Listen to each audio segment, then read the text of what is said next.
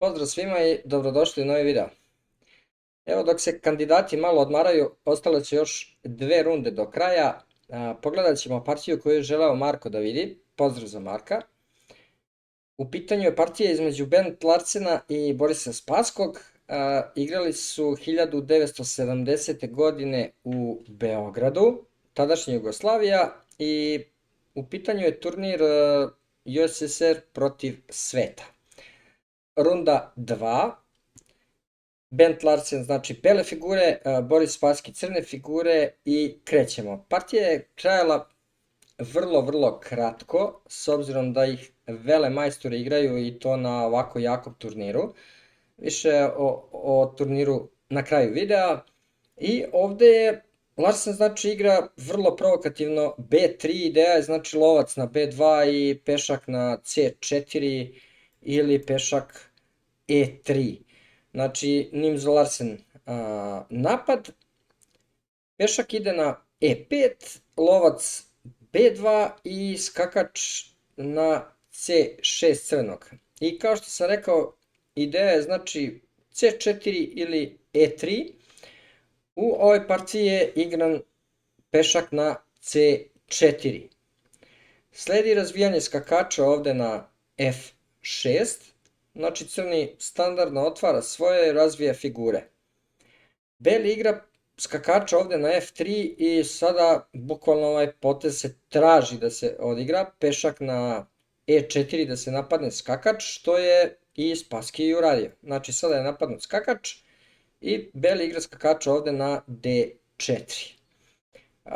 Lovac naravno čuva skakača i ovde je Spasski jedan logičan potez odigrao, razvija svoju figuru, naravno lovca na C5 i napada još jednom sada tog skakača. Najbolji potez za belog je skakač na F5, pa recimo ako bude napadnut da se prebaci ovde na G3. Međutim on ovde uzima skakača na C6, pešak uzima sada tog skakača, nije velika neka greška, naravno, katastrofalna, ali u principu sada je otvoren i ovaj ovde lovac i mislim da ovo samo pomaže razvijanju figura crnog. Beli igra pešaka na E3, sada vidimo lovca na F5 koji je crni odigrao i sledi dama na C2. Za sad je sve u redu. Dama ovde ide na E7 i ideja ovde crnog je da uradi veliku rokadu. Razvijanje lovca na E2 belog i sada je već crni malko u prednosti kao što vidite po skali.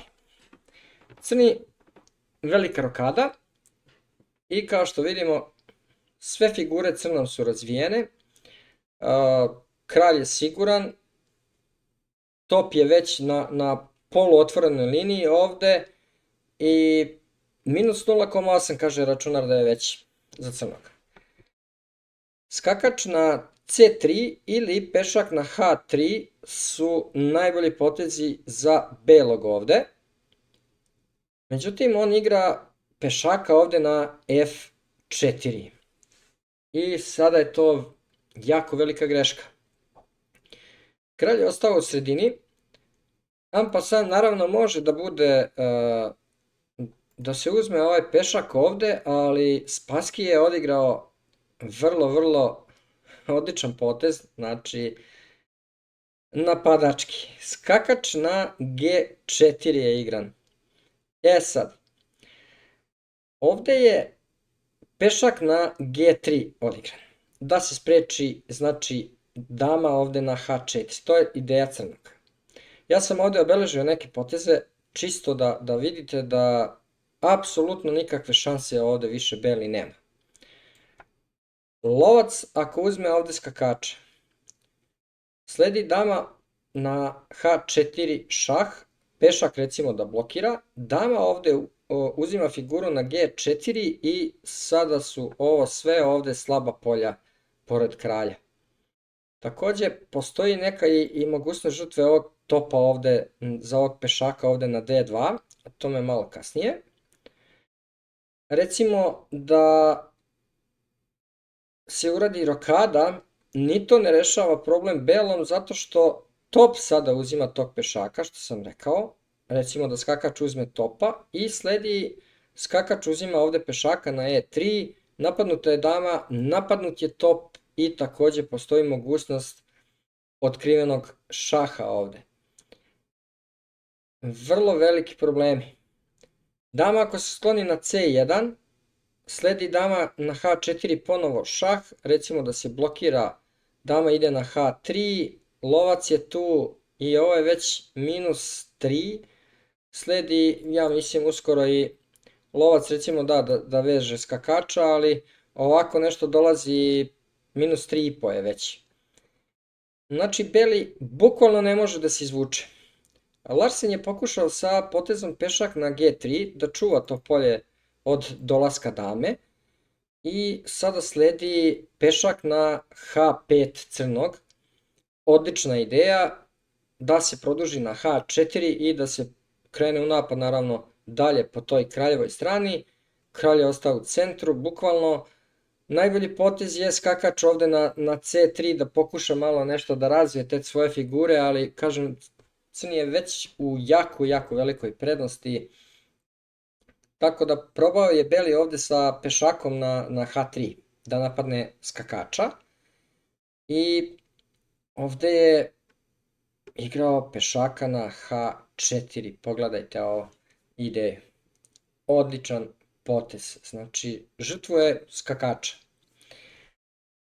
Ako uzmete ovog pešaka ovde, skakač uzima ovde pešaka na e3. Gledajte ovo. Pešak uzima skakača. Sledi dama ovde na h4 šah. Lovac ovde uzima sada figuru. Šta god da uradi ne valja. Znači, iako sa topom opet ne valja, tu je i druga figura, ovaj top drži ovde ovu liniju. Neverovatno koliko je oštrouman čovjek bio. Ovde je beli igrao, pešak uzima skakača na g4 i sada je napadnut lovac. Šta radi crni? Uzima pešaka na g3 i otvara znači h liniju. Lovac visi. Topovi se gledaju kao što vidite. Ovde u slučaju da top uzme topa, sledi ovako nešto i opet dolaze dve figure, dama i top po toj liniji, znači ne valja ni to. Ovo je 13. potez i uskoro stižemo i do kraja partije. Top na g1 je igran ovde, sledi top na h1, bukvalno briljantan potez. Ovde je igran top uzima topa. U slučaju da beli pokuša da ignoriše ovo, recimo da kralj dođe ovde da čuva topa, ovako nešto bi se desilo i ovo je mat u dva poteza, znači neodbranjiv. Dama na h2 pa dama na f2. Ili recimo top ovde na f1, sledi pešak na g2 i takođe kraj. Znači beli ovde bukvalno mora da uzme tog topa na h1, sledi pešak na g2, napada topa i top na g1, ako se igra, sledi, znači lovac uzima pešaka ovde na e3, recimo da se uzme taj lovac, dama ponovo dolazi na h4 i ovo je šahmat, pešak čuva ovo polje, top ovo ovde i dama daje šah. Neverovatno. Tako da u ovoj poziciji Larsen je odigrao topa ovde na f1. I sada sledi dama na h4. Ovde, ako se blokira taj šah, sledi logičan potez, pešak na g1 i tu je dama. Top ne može da blokira, ali može sa lovcem. I sada recimo dama uzima ovde na f2, ponovo je šah i dama uzima lovca na f1, to je šah mat. E sad, ovdje je igrao kralja na D1 i sada dama uzima figuru ovdje na F1, to jest pešak pa se pretvara u damu. I u ovoj poziciji je Larsen predao partiju, znači 17 poteza je trajala partija. Ne može ništa da uradi, znači lovac ako uzme ovdje damu, sledi lovac na G4 i sada je šah. Ako se blokira sa lovcem, ovo je ovdje odmah šah mat. A ako se ode ovdje kraljem na C1, sledi dama na E1, blokirati može samo sa damom i dama uzima damu i ponovo je šah mat. Jako lepa partija i velika majstorija. Bent Larsen eto krenuo je sa ovim načinom otvaranja i nije se dobro proveo. Znači najveća greška je tu bukvalno odmah u otvaranju koju je napravio, to je potez ovaj. Pešak na F4. Znači da je ovdje recimo razvio skakača ili pešaka ovdje na H3, mada već je u prednosti ovdje Blagoj crni, ali ovaj potez mu je bio najveća greška. Inače, evo ovo sam postavio ovako sliku da možete da vidite za one koji ne znaju. Znači ovo je meč koji je Sovjetski savez igrao protiv sveta, rezultat je bio 20,5 od 19,5, svako je imao po 10 igrača i to su ovi igrači, vidite na ekranu. To je to. Eto, ukoliko želite i vi neku partiju da snimim, slobodno ostavite u komentaru, ja ću vrlo rado to da uradim. I ukoliko naravno nije snimljena.